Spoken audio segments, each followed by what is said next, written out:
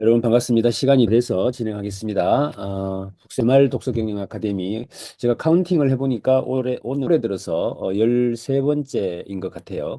오늘 선정한 도서는 지난번에 이어서 한병철 철학가의 관조하는 삶이라고 하는 최근에 나온 책입니다. 이 책을 연이어서 책을 좀 만나보려고 합니다. 지난번에 우리가 불안사회라고 하는 책을 봤는데 결국에 우리 사회가 극도로 불안해지고 있습니다. 뭐 거기다 최근에는 산불까지 나가지고 지금 뭐 다들 굉장히 힘들어들 하시는 것 같고, 그래서 이 불안 사회를 극복할 수 있는 방법은 결국에 희망밖에 없다. 그래서 우리가 말 한마디를 하더라도 누군가에게 희망을 주는 그 내용을 보면 우리는 무의를 결함으로 가능한 빨리 제거해야 할 말을 하고 뭐 이렇게 하자라는 컨셉에서 지난주까지 우리가 불안사회라는 책을 만나봤더랬습니다. 느끼셨는지 모르지만 상당히 무게감이 있었던 것 같고요. 중언부언하지 않고 핵심만 짚어서 이야기를 하기 때문에 어쩌면 있겠지만 오히려 굉장히 정갈한 느낌이 들어서 좋았다는 생각이 듭니다. 오늘은 화면 켜시는 분들이 몇 분 안 계셔가지고 가능하신 분들은 화면을 켜주시면 훨씬 좋겠다라는 말씀을 드리고요. 들으시면서 특히나 오늘 관조하는 삶 같은 경우도 굉장히 문장들이 이분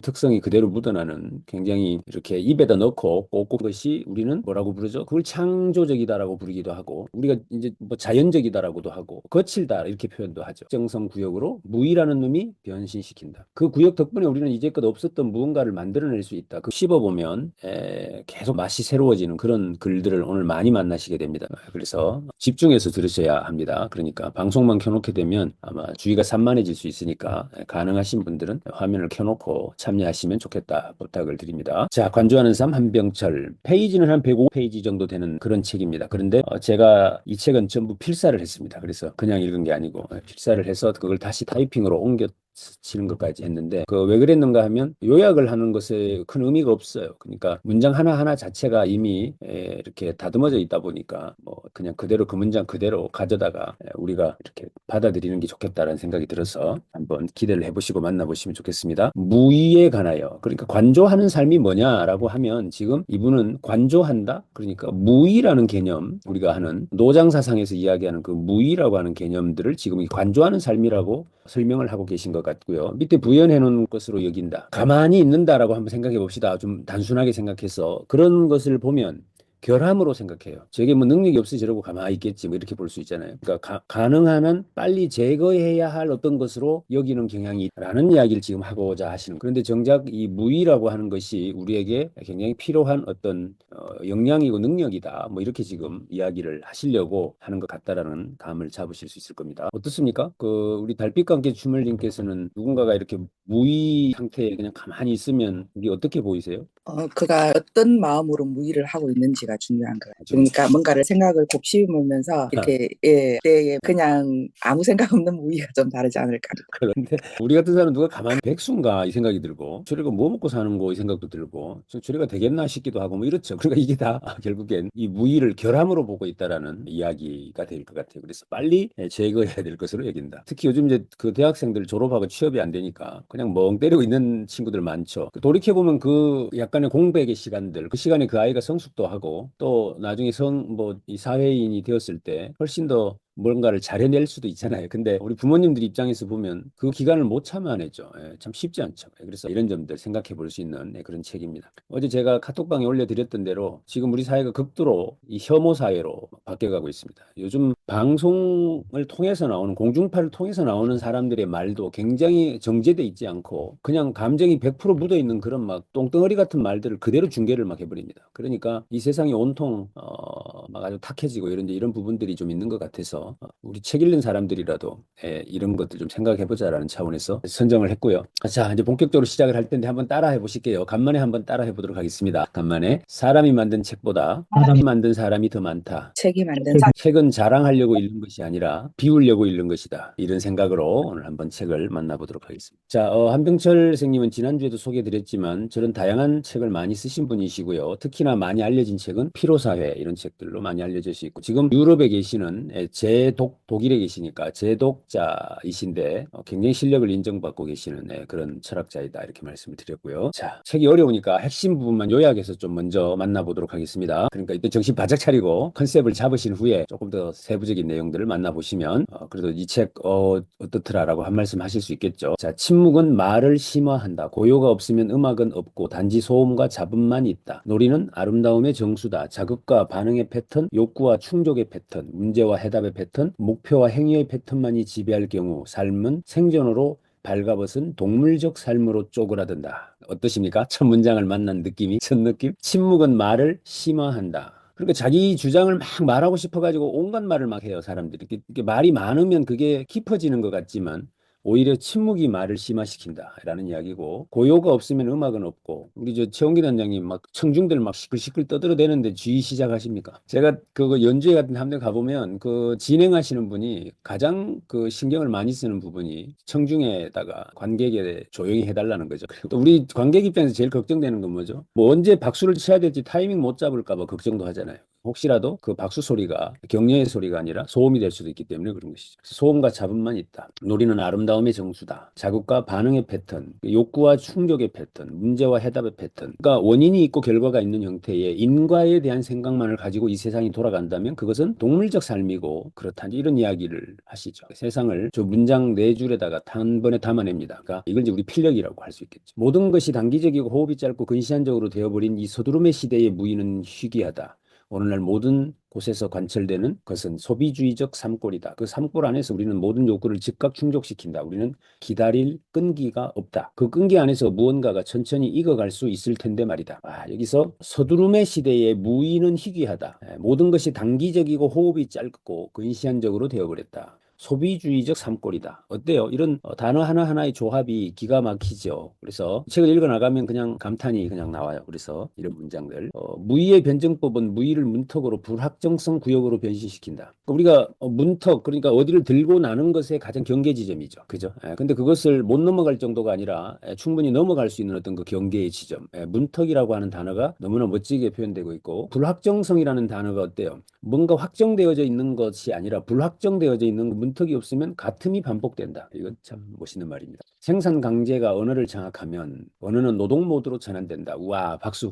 이런 문장들은 지금 생산 강제가 뭐든지 성과를 내야만 하는 어떤 그 강박감 같은 것들이 언어를 장악하면 언어는 노동 모드로만 전환된다. 그러니까 어떤 행위를 통해서 결과를 내야 한다라는 강박으로 바뀐 순간 우리의 언어는 노동 모드로 전환된다. 야, 뭐 해? 빨리빨리 안 해? 그래가지고 되겠어? 그래가지고 뭐 오늘 안으로 해내겠어? 뭐 이런 거잖아요. 노동 모드로 다 바뀌죠, 이게 말들이. 그러면 언어는 정보 운반자로 쪼그라든다. 그 한낱 소통 수단이 된다. 정보는 언어의 행위 형태다. 이제 이 책을 읽고 나서 이제 우리가 유발 하라리의 넥서스 같은 책을 읽으면 언어가 뭐다? 정보 운반자로 쪼그라든다. 그러니까 정보라고 하는 것이 우리의 커뮤니티를 구성한다. 정보를 AI가 장악하는 시대가 왔다. 그 이야기가 넥서스의 핵심이거든요. 그러니까 정보 운반자로 쪼그라든다라는 표현도 아주 멋있는 표현입니다. 우리 행위하는 자들은 이제 시를 거의 읽지 않는다. 관조하는 능력의 상실은 우리가 언어를 대하는 태도에 영향을 미친다. 적고 있습니다. 시를 오늘 카톡에 쭉 올려주셨던데 시를 다들 지어갖고 잘 하시던데요. 음악을 딱 섞어드리니까는 다들 서로 하려고 어제 난리가 났었더랬어요. 그래서 아주 좋았던 것 같습니다. 여기 보면 행위하는 자들은 이제 시를 거의 읽지 않는다. 우리는 인간이 창조한 세계 안에서 사용 대상들 사이에서 집안에서 길거리에서 도시에서 산다. 그리고 거의 모든 시간에 우리는 이 모든 사물을 수단이나 대상으로 삼아서 할 수 있는 인간적 행위의 관점에서만 그 모든 사물을 본다. 세잔의 무의의 풍경은 인간화된 자연과 결별하고 인간화되지 않은 사물들의 질서를 재건한다. 거침없이 자연을 정복하고 착취하는 인간 행위는 절대화가 임박한 재앙의 원인이라면 인간 행위 자체를 수정해야 한다. 따라서 행위하는 관조적 성분이 차지하는 몫을 높이는 일, 바꿔 말해 행위의 성찰을 덧붙이는 일이 반드시 필요하다. 이제 이분이 무슨 이야기 하려고 하는지 조금 감이 오십니까? 존재는 시간적 차원을 지녔다. 존재는 느림과 오렘 안에 성장한다. 와, 뭐라고요? 존재가 어디에 성장한다고요? 느림과 오렘이라는 그 시간 안에 성장한다. 오늘날의 단기성은 존재를 허문다. 당신의 존재 곁에 오래 머무를 때 비로소 존재는 농축된다. 그런데 정보 곁에 오래 머무르기는 불가능하다. 정보는 존재의 절대적 소멸 단계에 해당한다. 이게 이제 그 우리가 여러 번 말씀을 나누었던 내용 중에 고전이 뭐라 그랬죠? 고전이? 김 원장님, 고전이 뭐가 고전이죠? 시험을 안 치니까 이런 문제가 생기는 거예요. 마이크 안 켜셨어요. 수천 년, 수천 년을 지나서 살아남은 책이죠. 고전의 이야기 내가 한 100번쯤 했을 것 같아요. 어디 가면 고전이 뭡니까? 이렇게 물으면 옛날 책이 고전입니다라고 하지 마라 그랬죠. 그건 고서라고 한다, 고서. 고전은 세월과 싸워서 살아남은 책이라 그랬죠. 세월과 싸워서 살아남기가 쉽냐 이 말이에요. 여기 보면 이 양반이 뭐라고 이분이 써놨느냐면 존재의 절대적 소멸 단계에 해당되는데 정보는 절대로 오래 머물지 못한다 이 말을 하고 있거든요. 그러니까 우리가 쓴 책이 정보, 인포메이션을 적어놓은 책들은 오래 못 견딥니다. 상황이 바뀌어버리면 못 쓰니까. 그죠? 근데 그렇지 않은 것들을 썼을 때 이게 이제 세월과 싸워서 살아남지요. 결과적으로. 그러니까 존재는 시간적 차원을 가졌다. 느림과 오렘 안에서 성장한다. 오늘날의 단기성은 존재를 허문다 하는 이런 이야기들이 다 그런 맥락과 연결되어지는 볼 수 있겠습니다. 우리는 존재 결핍을 이걸 달빛과 함께님께서 끝까지 한번 읽어봐 주실래요? 네, 우리는 존재의 결핍을 벌거벗은 삶 연장을 통해 벌충하려 한다. 그러면서 집약적인 강렬한 삶에 대한 감각을 완전히 상실한다. 집약적인 삶을 더 많은 생산, 성과, 소비와 혼동한다. 그러나 이것들은 생존꼴들을 따릅니다. 토마스 아퀴나스에 따르면 행위하는 삶 최종 목적은 관조하는 삶, 행복에 종사하는 것이다. 행위하는 삶은 관조하는 삶은 인간의 삶 전체의 목표다. 인간이 세계를 대하는 주된 방식이 바라보기였을 때 인간은 결핍 없는 신적인 존재와 아직 관련되어 있었다. 관조하는 삶이 비로소 신적인 자족을, 완전한 행복을 약속한다. 역사는 행위하기가 완전히 밀려나고 바라보기가 그 자리를 차지하는 순간 곧 무의의 안식일에 완성된다. 마지막 문장 한번 외워보세요. 도전, 외우기 도전. 역사는 행위하기가 완전히 밀려나고 바라보기가 그 자리를 차지하는 순간에 곧 무의의 안식일이 완성된다. 안식일의 완성이 된다. 이 말이 너무 멋있지 않습니까? 그러니까 우리는 지금 행위를 하려고 막 정신없이 뛰어다니죠.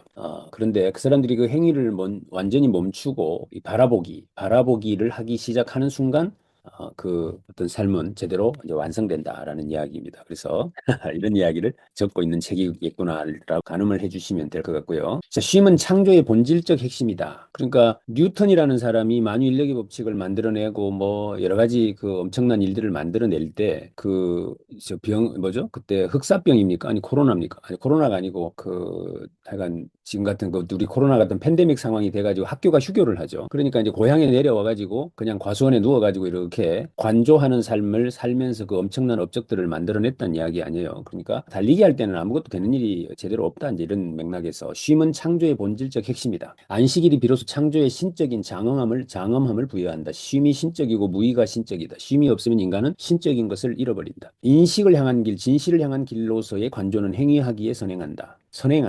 관조하는 삶, 없는 행위하는 삶은 눈먼 삶이다. 낭만주의는 자연의 신적인 찬란함을 입혀준다. 도래하는 평화의 나라에서 인간과 자연은 화해한다. 이번에 산불이 났는데 이것은 인간과 자연이 서로 싸운 결과값이죠. 어떻게 보면 인간이 어우러져서 하나가 되어서 살아가는 그것을 우리는 자연과 인간의 화해다라고 한다면 이번에 일어난 산불은 어쩌면 그 관계의 다툼이다라고 할 수도 있지 않겠어요. 굳이 설명을 한다면. 그래서 특히나 그 관련 글을 좀 쓰다가 보니까 요즘에 산불이 뭐 실화 이런 것들도 가장 많은 비중을 차지하지만 요즘은 자연을 거의 방치해버림으로 인해서 생겨나는 자연재해로서 자연 발화 이것도 지금 굉장히 많이 일어나고 있죠. 그래서 이제 요즘 결국 자연이 어쩌면 심판하는 날이 올는지 모르겠다라는 두려움까지 생깁니다. 인간은 살아있는 것들의 공화국에 속한 시민일 따름이다. 살아있는 것들에 속한 시민일 뿐이다. 식물, 동물, 돌들, 구름들, 별들도 그 공화국의 동료 시민이다. 그러니까 인간 니네들이 특별히 더 똑똑한 것처럼 잘난 척하지 마라. 뭐 이런 이야기를 적어놓고 있습니다. 어떠십니까? 한 문장만 갖고도 우리 토론을 충분히 할 수 있겠죠. 그죠? 이 정도로 무게감 있는 글입니다. 그래서 이런 글들 조금 힘들어하지 마시고 일단 접근해야 돼요. 눈을 화면 앞으로 확 당기고 딱 붙어서 읽어야 이게 들어오지. 이거 딱 반발치만 뒤로 물렀으면 귀에 안 들립니다. 이게 그냥 막 읽어나가는 그런 글들 스토리 중심에 이런 글들은 그냥 쉽게 다가오는데 이런 글들은 딱 달라붙어야 돼요. 그러니까 눈을 크게 뜨시고 바짝 달라붙으세요. 그래야 한 문장이라도 이게 들어옵니다.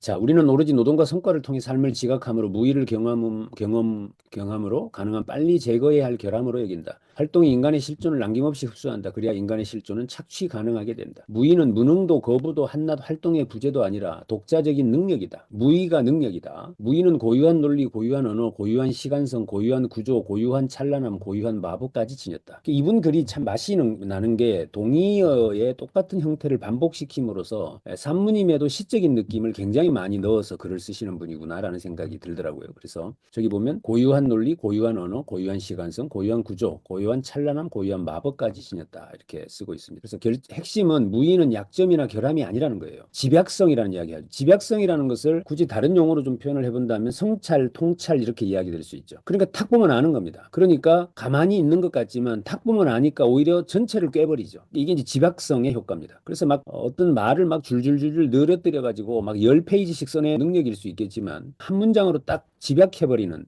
이런 것이 가능해지려면 그게 무의라고 하는 것을 통해서 가능하다라는 이야기를 하고 있고, 오늘날의 무의는 활동의 공백 형태로 퇴색했다. 이 말도 오늘날 가만히 있는 것들은 다 백수다 이렇게 말하는 수준 낮은 표현보다는 오늘날의 무의는 활동의 공백 형태로 퇴색했다. 그러니까 가만히 있는 사람들은 어딘가 무능한 사람이고 할 일 없는 사람이고 이런 사람으로 인식되어져 버리도록 퇴색되어 버렸다 이런 이야기죠. 근데 우리가 그러지 않았죠. 우리가 뭐 선비라고 하는 사람들, 옛날 양반이라는 사람들이 먹고 노는 것 같지만 그들은 우리 사회에 뭐를 담당했다 그랬죠? 우리 사회의 사유를 담당하는 역할을 했기 때문에 전체 인구의 10%는 먹고 놀아도 된다고 본 겁니다. 그럼 나머지 90%가 벌어서 그 정도는 먹여 살리면 되는 거지. 뭐 이런 맥락으로 본다면 이제 뭐 미술하는 사람, 음악하는 사람 이런 사람들이 거기서 노래를 부른다고 밥이 하늘에서 막 쌀이 떨어지는 건 아니잖아요. 그런 역할이 필요한 것이죠. 그래서 그것을 통해서 사유를 하게 하고 뭐 이렇게 하는 개념에서 봐야 되는데 우리는 지금 활동의 공백 형태로 퇴색시켜 본다. 무의를 여가라고 부른다. 와 이거 굉장히 저는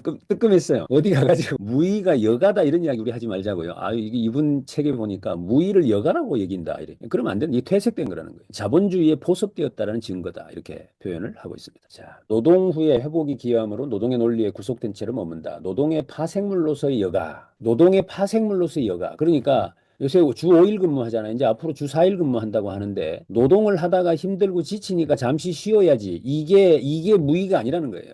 여가가 무의라고 생각한다. 그러면 그 여가는 결국에 뭐가 되는 거예요? 노동의 연장선상에서 그냥 어떤 파생물이 돼버리는 거죠. 그게 아니라고 지금 이야기를 하고 있습니다. 그래서 쉼이 없으면 야만이 발생한다. 이게 오늘 또 하나 기억해야 될 문장. 별표 5개 하십시오. 제가 우리 사회에 어디 산불 나가지고 거기에 막 이제 사람들 막 이렇게 하시는 말씀들을 보니까 물론 얼마나 안타까우면 그렇겠냐 싶지만 그네들이 입에서 나오는 말들이 극히 야만스러운 말들이 막 나와요. 이제 화가 나면 그럴 수도 있다고는 보는데 왜 그러냐? 쉼이 없으면 야만이 발생한다. 요즘 우리나라의 어르신들이 왜 화가 나 있냐? 저는 이제 희망이 없어서 화가 나 있다라고 늘상 주장을 했어요. 근데 가만 보니까 쉼이 없으면 야만이 발생한다. 이 이야기가 맞는 것 같아요. 그래서 어르신들 일해야지 먹고 살잖아요. 그러니까 얼마나 힘들어요. 쉼이 없으면 야만이 발생한다. 침묵은 말을 심화한다. 고요가 없으면 음악은 없고 단지 소음과 잡음만 있다. 노래는 아름다움의 정수다. 앞에서 우리가 다루었던 문장을 다시 보고 있습니다. 삶은 무대 위에서 비로소 찬란함을 획득한다. 삶은 무대 위에서 비로소 찬란함을 획득한다. 이 말도 너무너무 멋진 말인 것 같아요. 어제도 우리가 이야기를 나눠보면 그 작은 모임에 작은 공간에 무대가 만들어지죠. 그죠? 세 사람만 모이면 그 공간이 만들어집니다. 그게 일명 이제 무대가 되는데 그 무대에 서 있을 때 우리 김 원장님도 또 어떤 찬란한 모습으로 비춰지죠. 어제 보니까 시도 써갖고 오시고 막 이렇게 갖고 오셨던데 이게 그 공간 속에서 이제 무대 위에서 찬란한 어떤 주인공으로서의 모습이 만들어지는데 그 공간이 뭐냐는 거죠. 그 공간이 이제 여백일 수 있고 그 여백이라고 하는 것이 결국 이분이 말한 이제 관조적인 어떤 것들의 모습을 지금 표현하고 계시는구나 이렇게 말씀드릴 수 있을 것 같아요. 삶은 무대 위에서 비로소 찬란함을 획득한다. 그래서 일부 어떤 분들은 행복이 무엇이냐? 내가 나를 표현할 수 있는 무대를 가지고 있다면 너는 행복한 사람이다라고 말하죠. 그럼 그 무대가 일터가 될 수도 있고 뭐 진짜 그야말로 공연장일 수도 있겠지만 그 무대를 가지고 있느냐라는 것에서 우리가 한번 그래서 어떠십니까? 괜찮으십니까? 제가 사실 어제 마침 그 사이 지난주 제가 책 공지도 못 해드릴 만큼 바빴어요. 그래가지고 뭘 할까 고민하다가 요새 제가 류시와의 당신을 알기 전에는 시 없이도 잘 지냈습니다. 이 책을 할까 넥서스를 할까 뭐 피로사일 할까 많이 고민을 하다가 책을 하는 게 좋겠다 싶어서 이 책을 급하게 말씀을 드렸는데 아마 여기 오시는 분들은 굉장히 만족해 하시리라고 제가 생각을 해봅니다.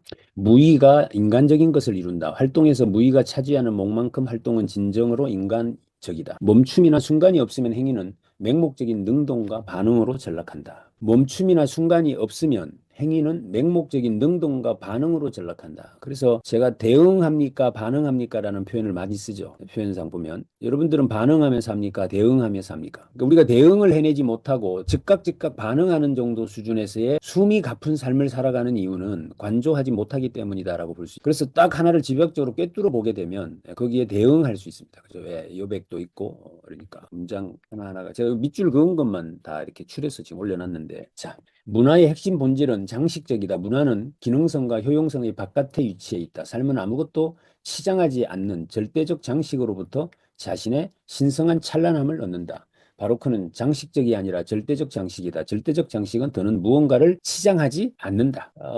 그러니까 이거 너는 네가 부처다. 네가 부처인데 어디 가서 부처를 찾으러 돌아다니느냐 이 이야기죠. 네가 이미 부처인데 무슨 장식이 필요하냐 이런 이야기가 될 수 있겠습니다. 그러니까 맥락적으로 여기 지금 보면 절대적 장식이다. 절대적 장식은 더는 무언가를 치장하지 않는다. 명품을 사러 돌아다니고 옷을 막 멋있는 거 입고 돌아다니고 이렇게 더 이상 자기를 치장하지 않아도 될런지 모르겠어요. 자기가 가진 고유의 어떤 본질적인 무엇이 있다면 안식일에는 모든 활동을 쉬어야 한다. 사업을 하면 안 된다. 반면에 자본주의는 축제마저 상품화한다. 축제가 이벤트와 구경거리로 바뀐다. 거기에는 관조적 쉼이 없다. 야, 이것도 예리하죠. 지금 우리나라에 뭐 1,000개의 축제가 있다고 하죠. 근데 그게 그 시청에 있는 또는 뭐 관공서에 계신 분들이 진정한 축제의 개념을 알고 하는 게 아니라 하나의 그냥 상품화된 이벤트일 뿐이죠. 상품화된 이벤트 안에는 그냥 그건 자본주의의 어떤 하나의 형태일 뿐이다. 그러니까 구경거리로 바뀐다. 거기에는 쉼이 없다. 이렇게 이야기를 합니다. 그래서 뭐 낮잠 때리기, 뭐 이렇게 아무 생각 없이 앉아있기, 뭐 이런 등등의 어떤 컨셉을 축제의 콘텐츠로 넣어놓으면 인기가 있을런지 없을런지 잘 모르겠어요. 그러니까 막 맨날 가면 국밥이나 팔고 뭐 이렇게 하는 등등의 축제가 이거는 상품화된 축제 없는 시대는 공동체 없는 시대다. 도처에서 커뮤니티 결성을 맹세하지만 커뮤니티는 우리를 발생시키지 않는다. 고삐 풀린 소비는 사람들을 고립시키고 개별화한다. 소비자들은 외롭다. 디지털 소통도 알고 보니 공동체 없는 소통이다. 여기서 이 점을 많이 지적을 해요. 그러니까 우리는 지금 소통을 많이 해보겠다고 지금 디지털 매체, 이 디바이스를 가지고 뭐 SNS도 하고 온갖 것을 하고 있지만 결과적으로 우리 사회는 가면 갈수록 소통 부재의 어떤 이런 모습들로 가고 있는 것이다. 그래서 소셜미디어는 공동체의 해체를 가속화한다. 이렇게 이야기를 적고 있습니다. 자, 노동과 성과는 생존의 질서 속에 있다. 호화로운 형태의 행위는 없다. 호화로운 형태의 행위는 없다. 왜냐하면 행위는 결핍에 기반을 두기 때문이다. 와, 또 이것도 별표 5개. 행위는 결핍에 기반을 둔다. 그러니까 뭔가를 해야 한다라고 하는 행위는 그것은 결핍하기 때문에 그렇다. 자, 여기서 우리 자기 반성 한번 해보자고요. 우리는 왜 새벽에 일어나서 책을 읽고 듣고 있습니까? 또한 행위가 되어서는 곤란하다는 거죠. 뭐냐면 내가 뭔가 결핍된 어떤 모습, 그러니까 뭐 책을 적게 읽었다거나 또는 뭐 내가 배움이 좀 짧다, 뭐 이런 등등의 어떤 것에 대한 결핍을 기반으로 독서라는 행위를 하는 것은 이거는 옳지 않다고 볼 수 있죠. 어떻게 보면 오히려. 그래서 나는 이 책에서 나오는 문장들을 통해서 내 삶을 다시 한번 되돌아보는 관조적인 시간을 가진다라고 생각하는 것이 어쩌면 우리 지금 주말 독서 경영 아카데미에 참여하는 사람들이 가져야 할 태도일 수도 있겠다라고 생각을 해보는 것입니다. 동의하십니까? 동의하시면 오 한번 해보세요. 그런 것 같아요. 그러니까 결핍에 기반을 두고 독서를 하는 것은 그게 하나 자체가 스트레스가 되지 않겠어요? 그건 하나의 그냥 생산을 위한 보조적 충전의 수단으로 줘버리는. 그럼 이게 사실 짜증스럽죠. 그래서 행위는 보다 결핍에 기반을 둔다. 이거가 저처럼 행위를 어떻게 하면 짧은 시간에 효율적으로 더 많이 할까를 늘 고민하고 있는 사람 입장에서는 이분의 글은 저에게 사실은 충격을 주고 있는 글입니다. 그래서 여자 등이 발휘하는 자력. 와, 이런 표현 쓰실 수 있겠어요? 여자 등이 발휘하는 자력. 저게 뭡니까? 여자분의 등을 보게 되면 그것도 약간 노출된 등을 보게 되면 묘하게 끌리는 어떤 힘이라는 게 있죠.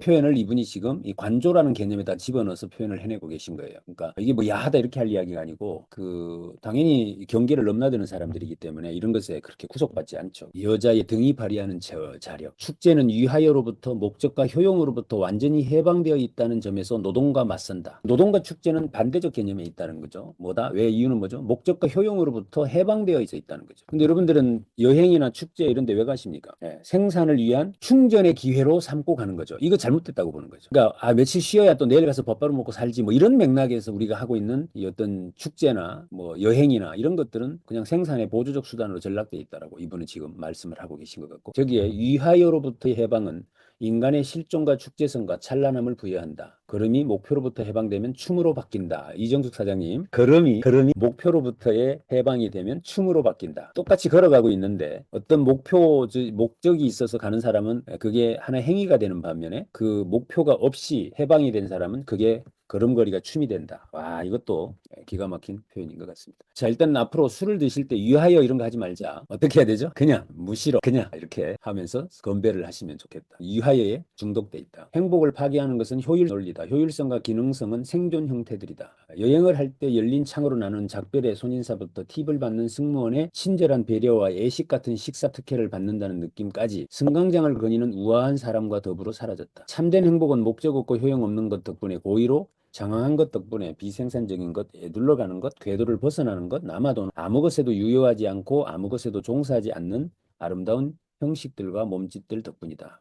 참된 행복이 뭐다라고 지금 나열하고 있죠. 그게 뭐라고? 궤도를 벗어나는 것, 남아도는 것, 아무것도 유효하지 않은 것, 아무 것에도 종사하지 않는 것, 이런 것들 안에 행복이 있다. 이렇게 지금 이야기를 하고 있죠. 그래서 막 계획적으로 뭔가를 하고 이런 것 속에 행복이 있지 않다. 무의는 발터 베냐민이 말하는 산책자의 특징이다. 산책자는 행위하지 않는 능력을 사용한다. 목표를 추구하지 않는다. 의도 없이 공간을 내준다. 의도 없이 공간을 내준다. 다음 길모퉁이가 안개에 쌓인 먼 광장이 앞에서 성큼성큼 걷는 여자의 등이 발휘하는 자력을 내준다. 따라오세요. 이제 제가 조금 일찍 마무리를 할 거니까 한 문장 두 문장씩만 얻어가시면 좋겠습니다. 유하이로부터 해방되면 움켜쥐지 않는다. 박수. 아까 발이 목표를 의식하지 않는 순간 춤이 된다 그랬어요. 걸음이 아니라 춤이 된다. 손도 유하이로부터 해방되면 움켜쥐지 않는다. 손은 논다 혹은 손은 아무것도 가리키지 않는 순수한 손짓을 이룬다. 라고 적고 있습니다. 손도 유하여로부터 해방시키자. 실용적인 일들로부터 해방된 불은 상상을 불러일으킨다. 그런 불은 무의의 매체가 된다. 불멍이잖아요. 그러니까 불을 피우면 거기다 뭐 라면이라도 끓이 먹어야지 왜 쓸데없이 불을 떼냐. 연료도 없는데 뭐 이런 식의 이야기를 하면 그거는 생산의 어떤 보조적인 수단이 되고 저기 보면 실용적인 일들 저기 뭐 라면 끓이고 밥에 먹고 뭐 연료로 쓰고 뭐 이렇게 하는 거 아니에요? 그것들로부터 해방된 불은 상상을 불러일으킨다. 그런 불은 무의의 매체가 된다. 이게 이제 요즘 불멍이라고 하는 형태로 나오고 있고 인간이 최초로 마주한 불은 몽환적 대상이었다. 쉼의 상징이었고 휴식으로 초대는 화덕에 둘러싸인 불이었다. 불 앞에서 몽상에 빠지지 않는다면 불이 가진 인간적 원초적 의미를 망각하는 짓이다. 팔꿈치를 무릎에 괴고 양손으로 턱을 받친 자세에서만 불의 혜택이 실감된다. 뭐라고요? 턱을 받치고, 그죠? 양손으로 턱을 받치고 무릎에 팔꿈치를 대고 그 자세에서만 불의 혜택이 실감된다. 아이는 불 앞에서 자동으로 그 자세를 취한다. 그래서 제가 이 문장을 정리하면서 이 불멍 때리러 한번 가긴 가야 되겠다 이 생각이 버뜩 듭니다. 그죠? 애들은 진짜 불 앞에 가면 바로 이 자세를 취하잖아요. 우리는 바로 냄비 물 올려라 뭐 이래 되고 석쇠 올려가 뭐 고기 구워라 뭐 이래 되고 이게 그래서 떨쳐낼 것은 가축에 끊임없고 만족할 줄 모르는 집어삼키기, 처먹기다. 인간적이며 축제적인 영양 섭취 방식이 들어설 공간을 마련해야 한다. 그것은 심한 허기가 해소되어야 비로소 시작될 수 있다. 금식과 금욕은 축제성을 획득한다. 그러니까 집어삼키기, 처먹기 이것을 떨쳐내야 된다. 그것은 영양 섭취 방식일 뿐이다. 이런 이야기를 하고 있고 그것이 들어설 공간을 마련해줘야 한다. 심한 허기가 해소되어야 비로소 시작될 수 있다. 식사는 멜라카, 곧 목표를 향한 행위가 더는 아니다. 대신 식사는 무의 휴식, 즉 영양 섭취의 안식일이다. 이렇게. 그래서 저기 멜라카라는 단어와 메누카라는 단어를 여러분들이 구별해서 한번 외워두시면 굉장히 좀 멋있을 것 같아요. 그러니까 식사라고 하는 것이 멜라카, 곧 목표를 향한 행위가 아니라 무의, 휴식을 위한 시간, 그러니까 메누카라고 그래요. 메누카라는 시간이어야 한다. 그러니까 어떠십니까? 그 식사 시간에 야 빨리빨리 먹어라, 뭐 빨리 치고 일해야지. 그뭐 이렇게 깨작깨작 그렇게 먹냐 이렇게 하시나요? 아니면 식사 시간이 충분히 휴식을 취하는 그런 시간이신가요? 그 도쿄 전산 이야기를 일본 전산 이야기를 자주 하는데 일본 전산의 그 신입사원 선발 원칙이 뭔지 아시죠? 두 가지만 본다 그래요. 밥 빨리 먹는 놈, 목소리 큰 놈. 그 회장님은 그런 사람들이 일을 잘하더라. 그러니까 뭐 딴 놈 뽑을 거 없다. 막 목소리 큰 놈하고 밥 빨리 먹는 놈들 빨리 많이 뽑아가지고 막 이렇게 이야기를 한다는데 그래서 멜라카와 메누카 하는 것도 자 무의는 정신적 금식이다. 여기 한번 누가 읽어 주실게요. 누가 읽어? 정현숙 선생님 한번 읽어보실래요? 언젠가부터 잠마저도 활동으로 간주된다. 꿈도 착취한다. 자각몽을 고의로 유도하는 기술은 성과 및 최적화 강제를 수면 안으로까지 연장한다.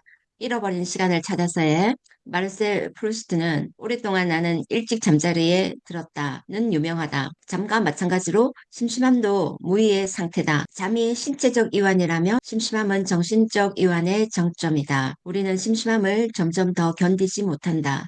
창조하는 손은 행위하지 않는다. 그 손은 귀 기울인다. 기다림은 특정한 목표를 향하지 않을 때 비로소 시작된다. 무언가 기대할 때 우리는 덜 기다린다.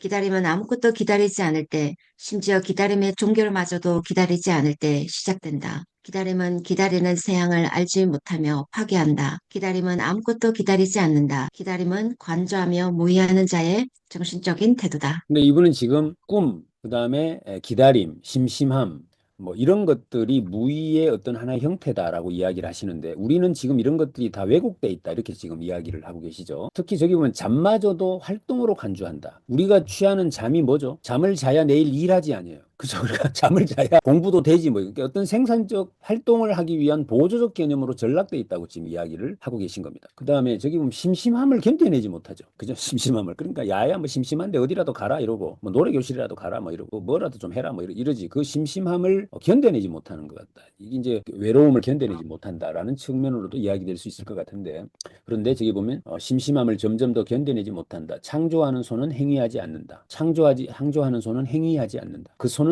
귀를 기울인다. 기다림은 특정한 목표를 향하지 않을 때 비로소 시작된다. 아무것도 기다리지 않는 기다림. 이거 아주 재밌는 것 같아요. 그죠? 기다림은 아무것도 기다리지 않는다. 기다림은 관조하며 무의하는 자의 정신적 태도다. 이렇게. 어떤 이야기를 해드렸잖아요. 근데 거기 성철 스님이 10년간 무건 수행을 하시거든요. 성철 스님. 1년간 그 앉아서 그 수련하시는 거 있잖아요. 그걸 하셨다고 하더라고요. 그러면 그 긴 시간을 그렇게 아무것도 하지 않은 상태로 이렇게 버텨낸다는 것이 우리는 뭐 10년은커녕 10분도 만만치 않은데 그래서 대단하시구나라는 생각을 해볼 수 있을 것 같아요. 자, 하나 정도만 더 보고 무의는 행위와 맞서지 않는다. 오히려 행위는 무의를 먹고 산다. 심심함은 위대한 실행으로 넘어가는 문턱이다. 심심함이 뭐라고요? 문턱이라고요.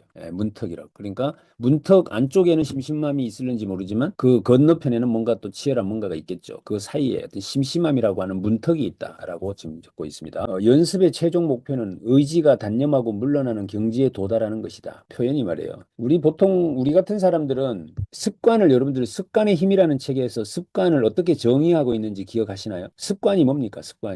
습관을 이렇게 정의합니다. 애쓰지 않고도 할 수 있는 행위. 그러니까 우리가 공부해야 의지를 발동해서 막 애써야 하는 공부, 이거는 애들이 습관화가 안 돼 있는 거죠. 근데 그냥 눈 뜨면 공부하는 거 있잖아요. 그러니까 애쓰지 않아도 어떤 행위를 할 수 있는 상태에 있는 어떤 것들을 우리는 습관이라고 해요. 그러니까 이 습관이 공부가 습관인 사람을 마음 먹고 공부하는 애가 절대 이길 수가 없죠. 그냥 되는데 걔는 뭐 그게 마음 먹고 뭐 중간고사니까 한번 해볼까 이런 애들은 택도 없습니다. 그러니까 이걸 이제 우리는 습관이라고 하는데 여기에 뭐라고 써놨느냐면 연습의 최종 목표는 의지가 단념하고 물러나는 경지에 도달하는 것이다. 다시 달리 말하면 무슨 뜻이에요? 애쓰지 않아도 되는 것. 그 경지에 도달하려고 하는 행위가 연습이다. 이렇게 말하고 있는 거죠, 지금.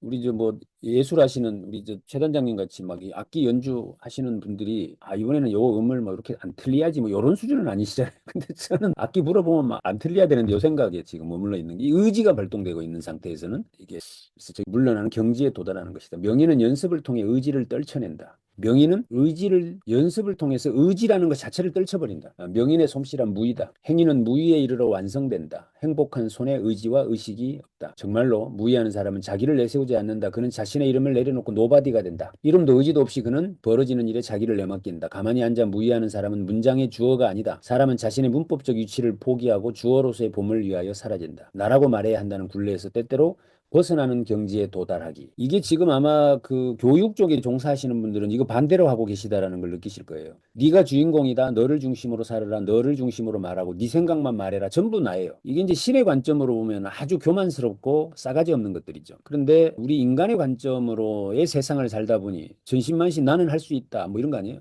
나는 해내야만 한다. 나는 하고야 말 것이다. 너는 네 인생을 살아라. 네가 주인공이다. 뭐 이런 논리죠, 전부 다. 근데 이분이 지금 여기서 말하면 그게 아니고 노바디다. 노바디. 이름도 의도도 없고 가만히 앉아서 무의하는 사람 문장의 주어가 아니다 이렇게 이야기합니다. 그럼 지금 이제 이 봄을 만끽하는 방법도 여기서 한번 우리가 지혜를 내볼 수 있겠죠? 봄에 내가 주인공이 되어버리는 순간 어떤 일이 벌어질 수 있느냐면 나는 왜 꽃보다 이렇게 안 이쁘지? 이 꽃은 이렇게 팽팽한데 나는 왜 얼굴이 쭈글쭈글하지?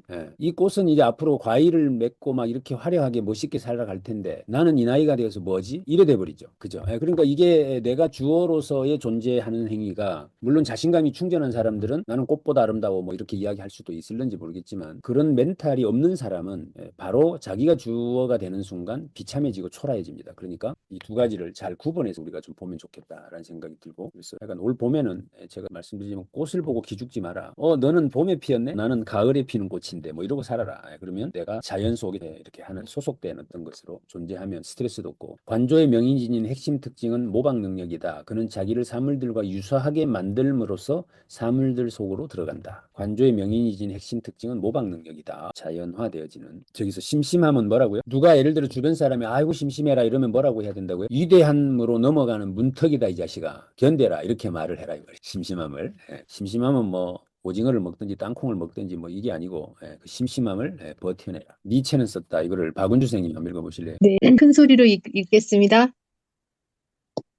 감정을 넣어서 읽어야 되나요? 니체는 썼다. 발명하는 인간은 행위하는 인간과 전혀 다르게 산다. 발명하는 인간은 목적 없고 규칙 없는 행위를 하기 위한 시간을 필요로 한다. 우리는 아무도 들어본 적 없는 무언가를 말할 능력을 침묵함으로써 비로소 얻는다. 반면에 소통 강제는 같음의 재생산을 수능을 낳는다. 오늘날의 문제는 우리가 우리 의견을 자유롭게 표현할 수 없다는 것이 아니다. 오히려 억압하는 힘들이 우리의 의견 표명을 강제하기까지 한다. 아무것도 말하지 않아도 되기와 침묵할 수 있기는 얼마나 큰 해방인가. 행위의 강제는 다툼을 지속시킨다.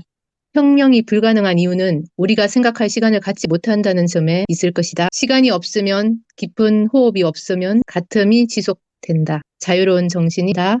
감사합니다. 이게 어떤 사람은 책 한 권으로 쓰는 이야기를 지금 한 문장으로 쓴 거예요. 그러니까 이게 어떤 강제화되는 게, 요즘 우리 사회가 소통이 양이 적은 건 아니거든요. SNS나 뭐 카톡으로 하루에 주고받는 정보의 양이 뭐 엄청납니다. 책 한 권을 주고받을 거예요. 근데 그것이 뭐냐면 이 강제화되어 의도화되어진 어떤 틀 속에서 오고 간다라고 한다면 이것은 혁명이 일어날 수가 없는 요인이 된다라고 이야기를 적고 있습니다. 왜냐하면 다양성이 훼손되어져 버리죠. 이게 요즘은 이제 AI가 여기에 개입을 해 들어와 가지고 챗봇 형태로 의도된 이 메시지들을 공급해 주니까 우리나라에 지금 완전 집단화돼 버렸잖아요. 어떤 특정 세력들은 완전히 거기에 빠져 있습니다. 그래가지고 자기 것만이 무조건 옳다라는 식의 논리들이 굉장히 강해지고 있는 부분들이 바로 이걸 지금 이분이 짚어내고 계신 거거든요. 그래서 생산 강제가 언어를 장악하면 언어는 노동 모드로 전환한다. 정보 운반자로 쪼그라들고 한낱 정보 운반자로 쪼그라들게 된다. 적고 있습니다. 그래서 오늘날의 문제는 우리가 우리 의견을 자유롭게 표현할 수 없다는 것이 아니다. 오히려 억압하는 힘들이 우리의 의견 표명을 강제하기까지 한다. 근데 그 강제가 뭐 이렇게 물리적으로 구속하면서 강제하면 저항이라도 할 텐데, 나도 모르게 강제를 해버리면 이게 무서운 거죠. 내가 강제당하고 있는지조차도 모른 채로 강제당하고 있는 것일 수 있다라는 점들을 우리가 인식해야 되겠다라는 점도 이분이 이야기를 하고 계십니다. 자, 시간이 40분이어서 이 정도로 마무리를 좀 하고 못다한 내용들은 또 다른 방법으로 좀 전달을 해드리도록 할게요. 전체 이 책의 저자가 어떤 의도를 갖고 있는지는 컨셉을 잡으셨을까요? 한번 어쩌면 우리가 지금 매일같이